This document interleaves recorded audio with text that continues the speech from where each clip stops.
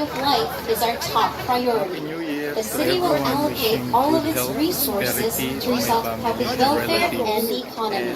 서부산, 동부산, 원도심 모두가 균형 있게 발전하는 부산 대개소를 시작하고 반드시 이루어내겠습니다. I promise to reform the city to achieve balanced development among the west, the east, and the original city center.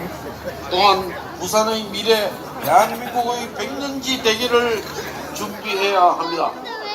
동남권 관문공항 제대로 만들어내겠습니다. We must prepare for Busan's future and the grand plan for the next 100 years for South Korea. We will build the airport that will be the gateway for the southeast. 평화는 부산에게 열린 가장 큰 기회와 희망입니다. 한반도 평화를 선도하는 부산을 만들겠습니다. Peace is the biggest opportunity and hope for Busan. I will create a Busan that leads the way for peace on the Korean Peninsula. 2018년 시민 여러분께서는 부산의